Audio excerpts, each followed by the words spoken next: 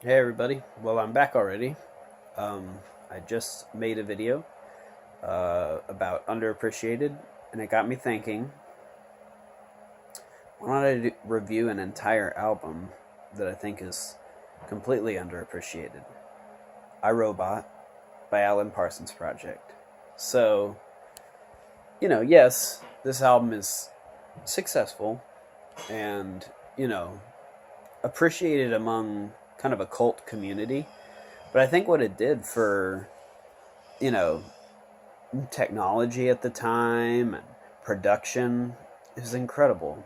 And of course, the man in charge is Alan Parsons, who produced some of the Beatles' work, but most importantly, produced my favorite album ever, Dark Side of the Moon by Pink Floyd.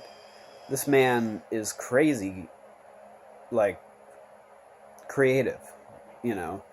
He's the one behind all the clocks in time. He set up all those clocks to ring at the same time on the song Time. So, anyway, I'm going to just take some time to take appreciation of each of the 10 tracks. Starting with the opening track, which is I, Robot. It is a nice little instrumental that is totally cool. It opens up and kind of fades in with this crazy, just thick sounding synthesizer. Well, rather, it starts out with a little loop, and then the thick thing I'm talking about comes in, raises in, as well as some high, like maybe string kind of synthesizers coming in. This operatic vocal shows up. This lady's like high opera vocal shows up in kind of an electronic song, proto electronica or early electronica. Kraftwerk had already come out, so electronica was a thing, but anyway, as the song progresses, you get another loop, which is another synthesizer going,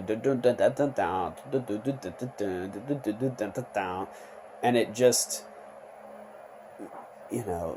it it turns into something else. It is progressive, of course, so it changes as it's about 6 minute song, something like that. And then it actually also has some alarm clock like sounds in this track. Very different than what you'll hear on Time, because it's not as cacophonous, but it's a part of the music, like the rhythm of these kind of clock sounds play a part into it. And it's a gorgeous, stunning way to open the opening of this album. Now comes track 2, easily the most successful song on this album, I Wouldn't Want to Be Like You, which is a great little single for the album. We got this fantastic, how shall I say, switch from the previous track into this one. The previous track fades out, and this one comes in with this great electric piano, classic, maybe Rhodes or something. It's great. And then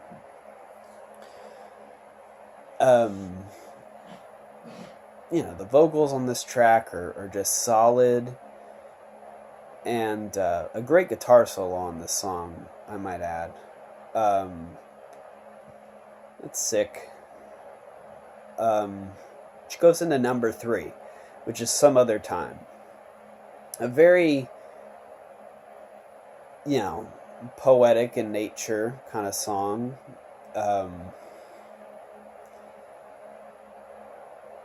Just, it, I don't know quite how to describe lyrically, but I will say it fits the tone of the singer's voice. Very, introspective and the whenever he sings in the verse, it very much has it's very light.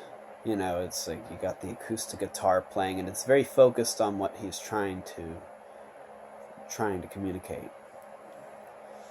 And the song then after the verse just gets really big. It's got like horns and all this unique instrumentation placed together, which then leads into like one of the funkiest track of the album, probably, which is Breakdown. And the bass line on this just kills it. And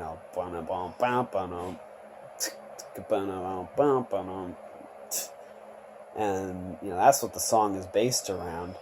And then you get more great guitar work on this song. There's like a little solo on this as well, and some great I don't know if it's like kind of a choir synthesizer sound.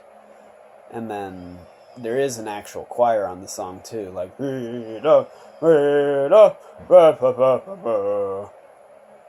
it's just the thing about this album that is so great is the instrumentation, and again the electronics of it are just so ahead of its time. Then we move on to number 6, so we're on the second side already. Or no, I'm sorry. We're not on number 6. We're on number 5, Don't Let It Show. Which for me is for the most part, the weakest track. It's the only one I have kind of a couple quips with. And that's because the vocal on this is very cheesy to me. It doesn't, it feels very... I don't know, just kind of like soft rocky, and then the synthesizer, or not the synthesizer, it's a pipe organ.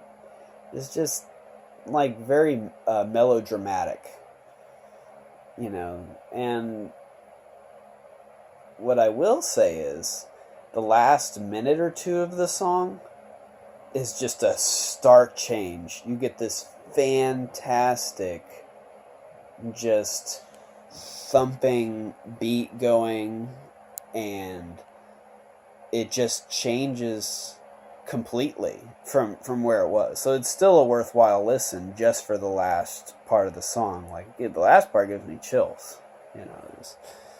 This guitar kicks in, down, down, down, down. It's great, sick. And then now we're on the second half of the album. This is The Voice, which is also kind of funky like Breakdown, and also kind of single-friendly, like I Wouldn't Want to Be Like You. But it's still it's different. It's kind of disco-y, very appropriate for the time of its release, which I think was like 78 maybe. 77. Something like that. Sorry guys, not that direct here. I'm just giving you something to check out, more than anything, if you haven't already heard this wonderful album. But The Voice is just nice little disco inspired, but also experimental, disco. It's not just like, it's danceable, but it's got kind of a wild compositional element. It's very trippy, You got, again, a nice little synthesizer, electric piano that kind of go bump, bump, bump, bump, bump. Very unique. Which leads into potentially the most ahead of its time track of the entire album, Nucleus, a little instrumental, which is very, how shall I say,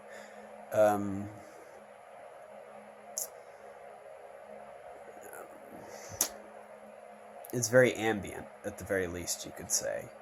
it's like an old synthesizer, just kind of like slowly fades in, and then, you know, they add elements every time the synthesizer part rises. They'll add a new melody to it, and it just builds and builds and builds, and it's absolutely stunning.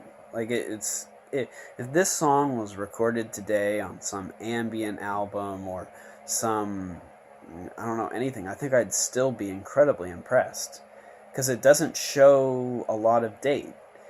Maybe the drums a little bit, but even then, this song is just breathtaking.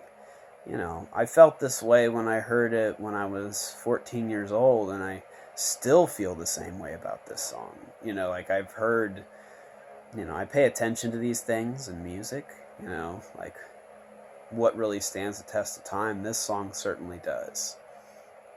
Which then leads into a more light and listen-friendly track, Day After Day, The Show Must Go On, which is kind of melancholic, nostalgic, reflecting on childhood, or I guess this robot's childhood.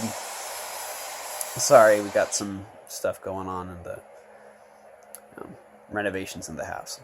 But yeah, it's reflecting on childhood and the past, and the music really does communicate that, though. So it's a little almost light, like L-I-T-E, but I wouldn't go as far to say that. It's still very pretty and works to its advantage. It's not quite like Don't Let It Show, where it's just a little bit melodramatic. Like, this song's very pretty, so it's different. I like it a lot. And then we go into Total Eclipse, which is,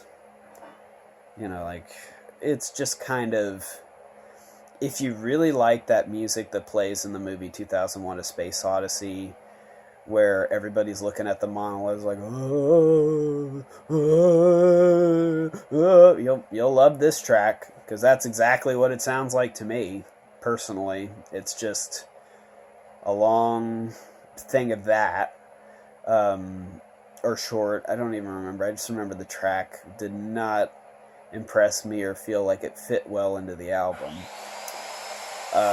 That's probably my least favorite, actually. Maybe less so than even Don't Let It Show. Just because Don't Let It Show had the cool part at the end, but this song is just kind of like, it didn't really fit into place in the album, and it just kind of, But it builds right back up with the final track of the album, which is Genesis chapter 1, verse 32, which is, just a slow kind of, it feels like you're falling down, like, and you got all these musical elements coming together, with the keyboard, and finally you add like an acoustic guitar is added in there, and all these little elements leads to a beautiful harmony. That's one of the best things about this song, is when there's this harmony that comes, like they're all singing together, and I don't think there's any actual lyrics in this song, but they're all harmonizing together beautifully, and it's a good way to close out this really interesting album. And of course, I'd like to add at the end of all this, this came before the movie with Will Smith, and they are both based on a series of short stories, which was released in the 40s or 50s. But a really excellent album. And in my opinion, this and Alan Parsons' previous work on an album right before this, Tales of Mystery and Imagination, based on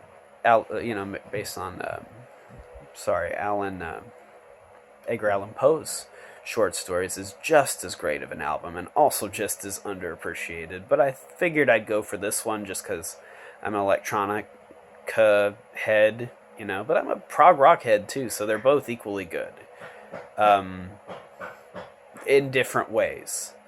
And really formed my musical taste a lot. My dad showed me these albums when I was 14, and they really changed things for me. And I just don't hear it talked about like in the same vein as other progressive rock albums, like by Yes or King Crimson or even Genesis, Peter Gabriel era. Like, this is a little bit overlooked to me, underappreciated. Uh, but it's still talked about enough by people who are fans of the prog rock genre that I won't say it's. Well, I mean, it is underrated, but underappreciated. Underrated is kind of different, I think. Um, it's like, I don't know. Either way, definitely give this album a listen. It's a real special listen, I think. Um, and basically one of the best albums ever made to me. Anyway, let me know if there's anything else you think is underappreciated that I should review. Maybe like a food, drink, movie, album, song, whatever. Just let me know if you're interested in any of that. Have a wonderful day.